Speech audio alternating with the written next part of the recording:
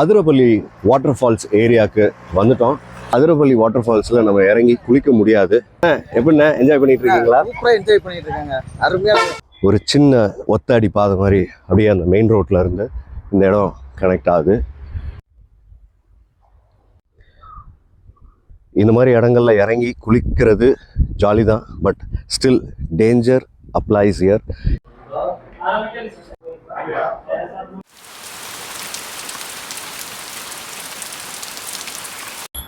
Welcome to வாண்டர்லஸ்ட்.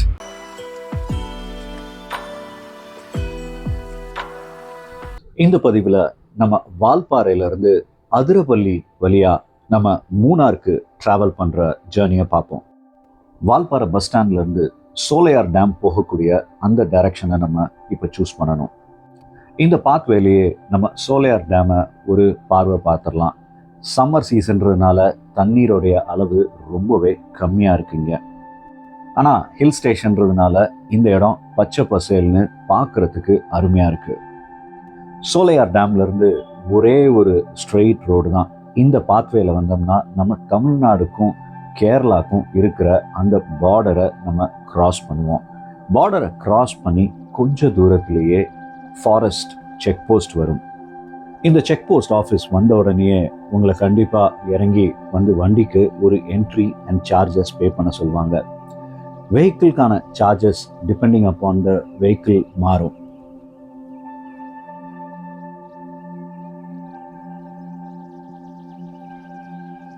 Vehicle entry permit வாங்கிட்டு அந்த பேரிகேட்டை திறந்து விட்டோன்னே எப்பா ஒரு செம்ம சந்தோஷம். ஏன்னா அடுத்த 76 கிலோமீட்டர் ஒரு அடர்ந்த காடுகளின் வழியாக நம்ம பிரயாணம் பண்ண போகிறோம். வழியில் கடைகள் கிடையாது, நிப்பாட்டுறதுக்கு இடம் கிடையாது. அடுத்த 3 மணி நேரத்துக்குள்ள நம்ம அடுத்த செக் போஸ்ட்டை நம்ம கடந்திருக்கணும். இந்த த்ரில்லான ஜேர்னியை நம்ம மேற்கொள்ளணும் அப்படின்னு சொன்னால் காலையில் 6 மணிக்கு தான் இந்த செக் போஸ்ட் ஓப்பன் ஆகும் அண்ட் சாயங்காலம் 4 மணிக்கு இந்த செக் போஸ்ட் க்ளோஸ் ஆயிரும். ஸோ அதுக்கப்புறம் இந்த பாத்வேல நம்ம ட்ராவல் பண்ண முடியாது. இந்த ரூட்டில் 2 வீலர்ஸை அலோவ் பண்ணுறாங்க. ஸோ 2 வீலர்ஸ் நிறைய பேர் இந்த இடத்துல சேஃபாக ட்ராவல் பண்ணிட்டு வராங்க. இந்த பகுதிகளில் மக்கள் அதிகமாக என்கவுண்டர் பண்ணுற 2 விலங்குகள் அப்படின்னா ஒன்று பைசன், இந்தியன் கார் அண்ட் அடுத்தது யானைகள். அதுலேயும் இந்த ஒற்றை யானைகள் தான் இந்த ரோடு பகுதிகளில் அதிகமாக வந்து மக்களுக்கு முன்னாடி வந்து நிற்கிறது. இடையில ஒரே ஒரு இடத்துல ஒரு அருமையான வியூ பாயிண்ட் இருக்குது. அங்கேருந்து இந்த டேமை பார்க்கலாம். ஸோ தூரத்தில் நாங்கள் இந்தியன் காரை ஸ்பாட் பண்ணோம்.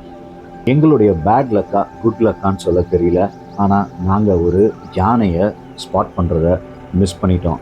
இந்த ரூட்டில் நம்ம 2 இடத்துல இந்த மாதிரி ஸ்ட்ரீம்ஸ் போகிறத நம்மளால் பார்க்க முடியும். ஸோ காடுகள் பகுதி, இன்னொன்று நமக்கு டைம் பவுண்ட் ஜேர்னின்றதுனால இந்த ஸ்ட்ரீம்ஸில் இறங்குறத தவிர்த்துக்கணும். ஃபாரஸ்ட் ரூட்ஸ்லேயே த மோஸ்ட் பியூட்டிஃபுல் ரூட்ஸ் அப்படின்னு கூட இதை நம்ம சொல்லலாம். அந்த அளவுக்கு அழகான பாதை. எந்த அளவுக்கு இந்த ஜேர்னி எங்களுக்கு த்ரில்லிங்காகவும் என்ஜாயபிளாக இருந்துச்சுன்னா 76 கிலோமீட்டர் 3 மணி நேரம் எங்களுக்கு நேரம் போனதே தெரியல. இந்த வளைச்சல் செக் போஸ்ட்டில் தான் நம்ம 3 மணி நேரத்துக்குள்ளே நம்ம கிராஸ் பண்ணியிருக்கணும். மான்சூன் சீசனில் இந்த வாட்டர் ஃபால்ஸை பார்த்து ரசிக்கிறதுக்காக புதுசாக ஒரு ஓவர் பிரிட்ஜ்லாம் கட்டியிருக்காங்க. அதிரப்பள்ளி வாட்டர் ஃபால்ஸ் ஏரியாவுக்கு வந்துட்டோம். வாட்டர் ஃபால்ஸுக்குள்ளே போகணும் அப்படின்னு சொன்னால் அங்கே ஒரு செக் பாயிண்ட் இருக்குது. அங்கேருந்து 60 ருபீஸ் நம்ம பே பண்ணி வாட்டர் ஃபால்ஸ் ஏரியாவுக்குள்ளே போகலாம். பட் அதிரப்பள்ளி வாட்டர் ஃபால்ஸில் நம்ம இறங்கி குளிக்க முடியாது. அதனால் நாங்கள் என்ன பண்ணிட்டோன்னா கொஞ்சம் தூரம் தாண்டி வந்தோடனே அங்கே ஒரு அருமையான வியூ பாயிண்ட் இருக்குது. தூரத்தில் இருக்கிற இந்த வியூ பாயிண்டில் நாங்கள் இந்த அதிரப்பள்ளி வாட்டர் ஃபால்ஸை நாங்கள் பார்த்து இந்த இடத்துல எங்கள் டீம் வந்து என்ஜாய் பண்ணிட்டாங்க. ஸோ 3 இடத்துல தெரியுது. ஸோ ரவி அண்ணன் எங்கள் கூட வந்தவங்க. ஸோ அண்ணன் எப்படிண்ணே என்ஜாய் பண்ணிட்டு இருக்கீங்களா? சூப்பராக என்ஜாய் பண்ணிட்டு இருக்காங்க. அருமையாக லைஃப்பில் இந்த இடத்துல நான் பார்த்ததே இல்லைங்க. இது வரைக்கும் அந்த அந்த வந்த வியூலாம் சூப்பரான வியூ. அப்போ இதெல்லாம் நல்ல ஒரு கிஃப்டட் பிளேசஸ். அதிரப்பள்ளி வாட்டர் ஃபால்ஸை சவுத் இந்தியாவுடைய நயாகரான்னு சொல்கிறதுக்கு ஒரு காரணம் இருக்குது. இது கேரளாலேயே மிகப்பெரிய உயரத்திலிருந்து விழக்கூடிய நீர்வீழ்ச்சி. 81.5 அடி உயரம் இந்த தண்ணீர் வந்து மேலேருந்து கீழே விழுந்து தொடர்ந்து இது சாலக்குடி ஆறாக பயணிக்குது. இந்த அதிரப்பள்ளி வாட்டர் ஃபால்ஸோடைய வியூவை நாங்கள் பார்த்துட்டு ஸோ இன்னொரு இடத்துக்கு போக போகிறோம். அங்கே வந்து ஃபுல் டீம் என்ன பண்ண போகிறோன்னா குளிக்க போகிறோம். கொஞ்சம் தூரம் அப்படியே நம்ம ட்ரைவ் பண்ணி வந்தோம் அப்படின்னு சொன்னால் நம்ம கூடவே இந்த அதிரப்பள்ளி ஃபால்ஸ்லேருந்து விழுகிற தண்ணி அப்படியே ஓடுறதை நம்ம பார்க்க முடியும். ஒரு பர்டிகுலர் ஸ்பாட்டில் வந்து பார்த்திங்கன்னா இந்த தண்ணீரோடைய ஓடை வந்து ரொம்ப அருகாமையில் வரும். ஸோ இந்த இடத்துல நம்ம என்ன பண்ண போகிறோம்னா இறங்க போகிறோம்.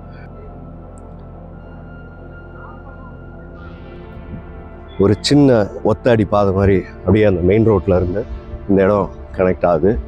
ஸோ லாஸ்ட் டைம் நாங்கள் வந்தபோது எக்ஸாக்டாக இந்த ஸ்பாட்டுக்கு தான் வந்தோமான்னு தெரியல, but similar kind of a ஸ்பாட்டாக இருந்துச்சு.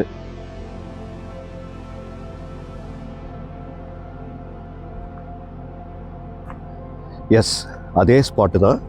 ஸோ லாஸ்ட் இயர் நாங்கள் இதே டீமாக வந்தோம், பட் மெம்பர்ஸ் வேறு.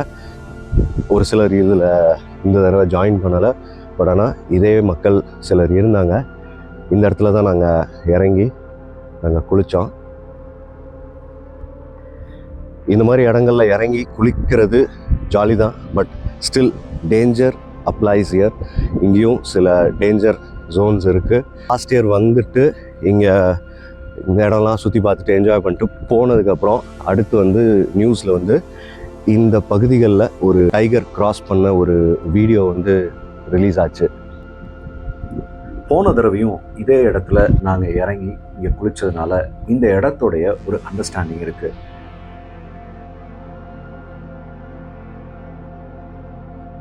இந்த பாறை இருக்கிற பகுதியில் ஒரு வேளை நீங்கள் இறங்குறீங்கன்னா கேர்ஃபுல்லாக இறங்கணும். அங்கே பாசம் பிடிச்சிருந்தது அப்படின்னா அது நம்மளை வழுக்கி உள்ளே இழுத்துட்டு போக வாய்ப்பு இருக்குது. அதே மண் இருக்கிற பகுதியிலையும் சில இடங்கள் சேரும் சகதியுமாக இருக்கிறதுக்கும் வாய்ப்பு இருக்குது. ஸோ பார்த்து கவனமாக இறங்கணும். ஸோ ஒன் பை ஒன்னாக எங்கள் டீம் மெம்பர்ஸ் இப்போ வர ஆரம்பிச்சிட்டாங்க. தண்ணிக்குள்ளே இறங்கிட்டா நேரம் போகிறதே தெரியாது. ஏன்னா அந்த அளவுக்கு நம்மளை மறந்து நம்ம இந்த தண்ணீரில் நம்ம என்ஜாய் பண்ண ஆரம்பிச்சிருவோம்.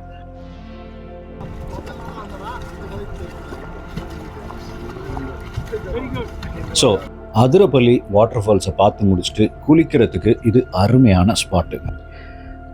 ஸோ அருமையான இந்த பகுதியில் இந்த தடவையும் இந்த இடத்துல ஒரு பாத் எடுத்தாச்சு. ஸோ எடுத்து இப்போ நம்ம மறுபடியும் நம்மளுடைய ஜேர்னியை கண்டினியூ பண்ணுறதுக்கு போகிறோம். ஸோ எங்கள் டீமில் வந்தவங்க எல்லோரும் என்ன பண்ணாங்கன்னு பார்த்தீங்கன்னா குளியலை முடிச்சுட்டு எல்லாம் ட்ரெஸ் சேஞ்ச் பண்ணிட்டு ஒன் பை ஒன்னாக மேலே ஏறிட்டாங்க. ஸோ ஃபஸ்ட்டு வந்தது நான், இந்த இடத்துல இருந்து கடைசியாக இப்போ கிளம்பி போகிறதும் நான். எக்ஸாக்டாக இந்த ஸ்பாட் இருக்கிற இடத்த வந்து நான் டிஸ்கிரிப்ஷனில் ஜிபிஎஸ் லிங்க்கை நான் உங்களுக்கு கொடுக்குறேன். அண்ட் இந்த பகுதிகளிலேயே நிறைய வீடுகள் இருக்குது. அண்ட் அப்படி வீடுகளில் இருக்கிற மக்கள் இந்த ஆற்றங்கரையை புழங்கணும் அப்படின்னு இந்த பகுதிக்கு ஒரு வேளை வராங்க அப்படின்னா நம்ம அவங்களுக்கு எந்த விதத்துலையும் இடையூறாக இருக்கக்கூடாது. ஏன்னா ரீசெண்டாக ஒரு இடத்துல வந்து இந்த மாதிரி போனவங்களை அந்த பகுதியில் இருக்கக்கூடிய மக்கள் வந்து சுற்றுலாவுக்காக வந்தவங்களை அந்த பகுதியில் ஆக்சஸ் பண்ணுறதுக்கு அவங்க அனுமதி கொடுக்க மறுத்திருக்காங்க. காரணம், அந்த இடத்த நம்ம போய் யூஸ் பண்ணிவிட்டு நம்ம நல்லபடியாக வந்தோம்னா ஃபைன்.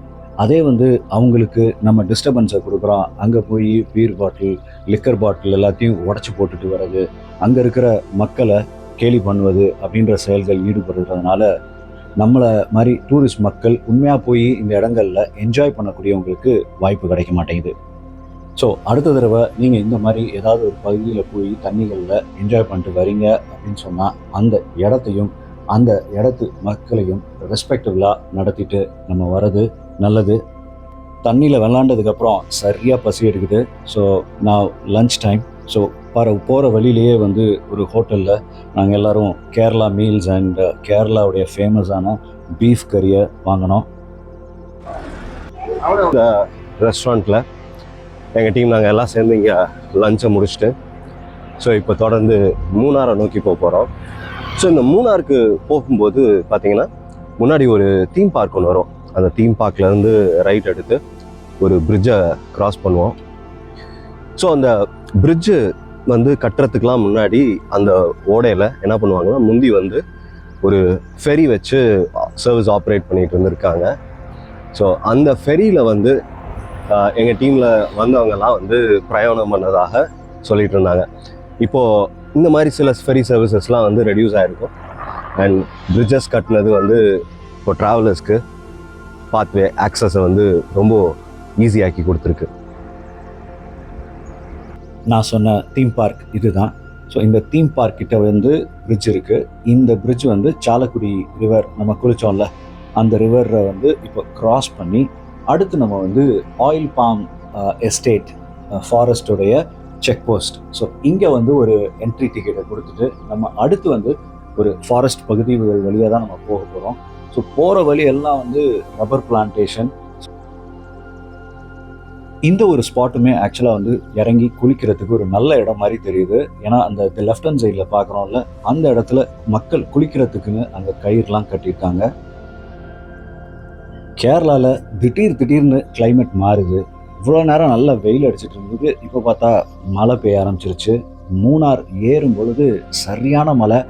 எந்த அளவுக்கு அந்த மழையுடைய இன்டென்சிட்டி இருக்குன்னா லேண்ட்ஸ்லைடு ஆகக்கூடிய அளவுக்கு அந்த மழை வந்து பெஞ்சிட்டு இருந்துச்சு. பட் லக்கிலி நாங்கள் போகிற பாதையில் அந்த மாதிரி எதுவுமே நடக்கலை. ஸோ மூணாரில் நாங்கள் ஸ்டே பண்ணுறதுக்குன்னு ஒரு டீச்சர்ஸோடைய டார்மெட்ரி வந்து எங்கள் டீமில் இருந்தவங்க புக் பண்ணியிருந்தாங்க. அருமையான ஸ்பாட்டு, பட்ஜெட்டட் ஸ்டே. பட் இங்கே போய் நாங்கள் ஸ்டே பண்ணுறதுக்கு முன்னாடி மூணாரில் இன்னொரு இடத்த எங்கேயாவது நம்ம போய் பார்க்கலாம் அப்படின்னு சொல்லி ஆனைக்குளம் அப்படின்ற இடத்துக்கு நாங்கள் ட்ராவல் பண்ண ஆரம்பித்தோம். இந்த ஆனைக்குளம் வந்து பார்த்திங்கன்னா சாயங்கால நேரத்தில் அங்கே இருக்கிற குளத்தில் தண்ணியை வந்து குடிக்கிறதுக்காகவே அந்த பகுதியில் கூட்டமாக யானைகள் வருவது வழக்கம்.